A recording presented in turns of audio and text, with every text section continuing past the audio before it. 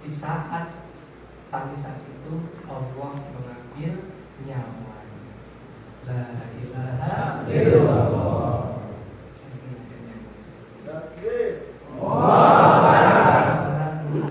Yang sangat rindu kepada baginda Rasul. Seumur hidupnya belum beriman, seumur hidupnya melakukan banyak dosa, merobekin isi dari kitab Taurat. Tapi karena kerinduan kecintaannya kepada baginda Nabi Muhammad SAW, dia diambil nyawanya tepat di depan makamnya baginda Rasulullah SAW, dan tepat setelah mengucapkan kalimat La ilaha illallah. Nah, ini orang Yahudi aja kangen sama baginda Rasul. Apakah kita nggak kangen hadirin? Mudah-mudahan kita semuanya asbab dakwah, asbab kita berjuang anti riba di Des Corporation Syariah ini, Allah menolong kita. Dengan pertolongan Allah itu kita dimudahkan langkah kita ke tanah suci hadirin. Umroh nggak perlu bayar. Amin. Ya, karena dikasih reward. Nah, reward umroh kan ada di Des Corporation Syariah ini. Setahun sekali ada reward cruise dan umroh, setahun sekali. Makanya setiap awal tahun itu Des Corporation ini nyarter pesawat ya. Kayak kemarin kita sudah membuktikan itu. Bulan Februari kita nyarter satu pesawat full. Yang berangkat adalah seluruhnya adalah mitra leader Des Corporation Syariah. Mudah-mudahan tahun depan kita semua. Allah Subhanahu wa taala berfirman di dalam Al-Qur'an surat Muhammad surat 47 ayat 7. A'udzubillahi minasyaitonir rajim. Ya ayyuhalladzina amanu in tansurullaha yansurkum wa yusabbit aqdamakum. Wahai orang-orang yang beriman, jika engkau menolong Allah, maka Allah akan menolong kalian dan akan meneguhkan kedudukan kalian di muka bumi. Ulama sepakat menolong Allah ini adalah tafsirnya adalah kita menolong agama Allah. Bagaimana cara kita menolong agama Allah?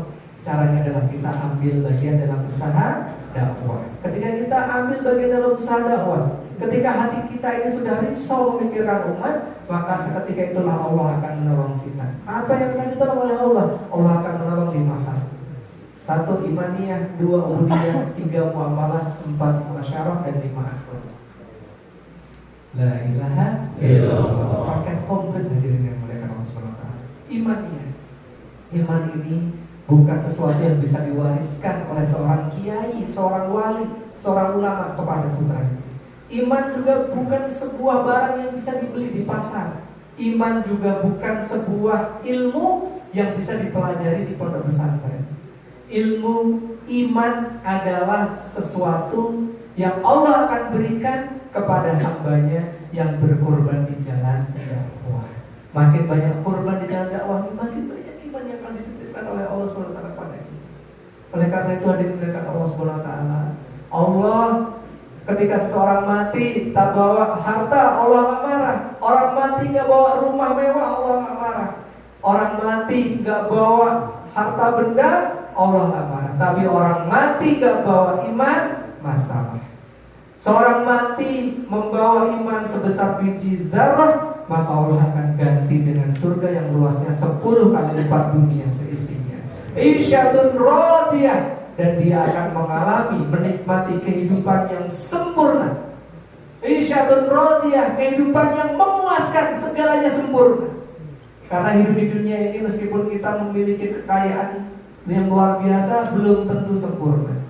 Genteng masih ada yang bocor, ban mobil masih bisa bocor, ya, makanan masih bisa terlalu asin, ya. Tapi kalau di surga Allah nanti, isyatun radiyah, bahagia selama-lamanya, tidak ada kesedihan bagi orang penghuni surga. Semuanya selalu bahagia. Itulah hadirin yang dimuliakan Allah SWT. Oleh karena itu, iman ini adalah sesuatu yang perlu diperjuangkan. Bahkan baginda Nabi Muhammad SAW menyampaikan kepada para sahabatnya, para sahabat yang rela mati, ya. Tadi kalau di kantor itu hadirnya, kita setiap habis sholat fardu kita selalu membaca kitab Fadilah Amal. Nah, beberapa hari terakhir ini kami membacakan kepada teman-teman karyawan kisah-kisah sahabat. Luar biasa para sahabat. Ya, bagaimana para sahabat itu baru mulai Islam ini didakwahkan, disiksa, dicambuk, dirantai. Saya baca itu sahabat-sahabat yang mungkin kita pada belum kenal ya, karena sahabat-sahabat yang masih di Mekah ya, belum Madinah, itu disiksa luar biasa. Saya baca itu sampai gemeter. Jadi para sahabat ini udah gak perlu lagi dipertanyakan imannya, hadirin. Jiwa, harta, dan nyawanya itu untuk Allah dan Rasul. Tapi para sahabat masih diperintahkan oleh baginda Rasul, jadidu imanakum, perkuatlah iman kalian. Para sahabat bingung. Kami ini saat ini juga disuruh perang sama baginda Rasul, bawa seluruh harta kami dan bahkan berikan nyawa kami berikan. Itu imannya para sahabat, udah di level itu, hadirin. Harta dan nyawa itu untuk agama. Makanya para sahabat bingung. Para sahabat bertanya pada baginda Rasul, kaifa nujaddidu imanana ya Rasulullah, bagaimana cara kami meningkatkan iman kami? Kami ini udah siap mati untuk agamamu ya Rasulullah. Baginda Rasul menjawab, aksiru min qauli la ilaha illallah.